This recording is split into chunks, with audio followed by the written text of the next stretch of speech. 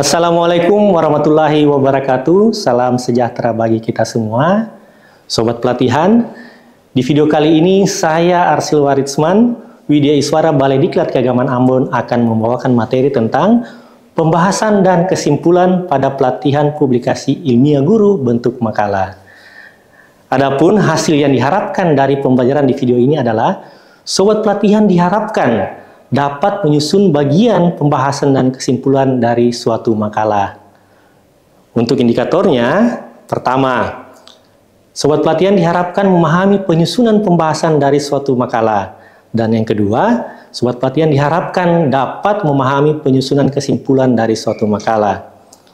Sobat pelatihan, secara keseluruhan, materi inti dari pelatihan publikasi ilmiah guru bentuk makalah terdiri atas 6 materi inti. Pertama, tentang publikasi ilmiah guru. Kedua, tentang bagian pendahuluan. Ketiga, membahas tentang kajian pustaka. Keempat, tentang pembahasan dan kesimpulan. Kelima, membahas tentang aspek kebahasaan dalam publikasi ilmiah. Dan yang keenam, pembahasan tentang pemanfaatan Microsoft dalam tata tulis ilmiah. Nah, dalam hal ini, kita telah masuk pada materi pembahasan dan kesimpulan.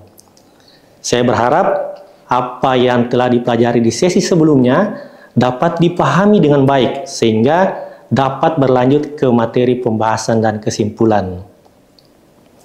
Sobat pelatihan, terkait makalah yang dimaksud pada pelatihan publikasi ilmiah guru ini, ada 4 bentuk makalah yang dimaksud dalam bidang pendidikan yang dapat disusun oleh seorang guru. Pertama adalah makalah yang namanya makalah tinjauan ilmiah.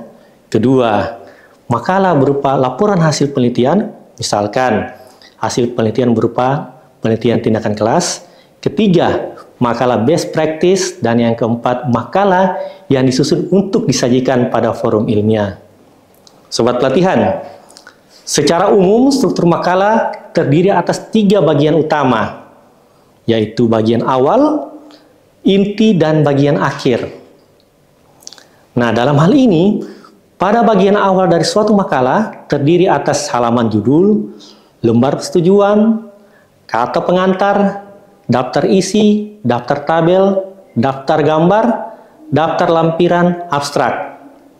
Selanjutnya, bagian inti yang terdiri atas bagian bab pendahuluan, bab kajian pustaka, bab metode, bab hasil dan pembahasan, bab kesimpulan dan rekomendasi. Kemudian yang bagian akhir terdiri atas daftar pustaka beserta lampiran-lampiran data yang dipakai untuk menunjang isi makalah. Sobat pelatihan, sekarang kita masuk pada apa saja yang perlu disampaikan pada bagian pembahasan dari suatu makalah. Hal-hal yang perlu disampaikan pada bagian pembahasan suatu makalah adalah: pertama, menjelaskan hasil temuan dalam suatu penelitian atau kajian yang telah dilakukan. Kedua, kita diharapkan menjelaskan implikasi dari temuan data penelitian atau kajian yang telah dilakukan. Ketiga, menyampaikan bagaimana temuan tersebut mengatasi kesenjangan dalam literatur agar dapat memperluas pengetahuan pembaca saat ini, atau memberikan wawasan baru ke dalam fenomena atau masalah tertentu. Keempat, mengaitkan antara data hasil temuan penelitian atau kajian dengan permasalahan atau tujuan penelitian dan konteks teoritis yang lebih luas.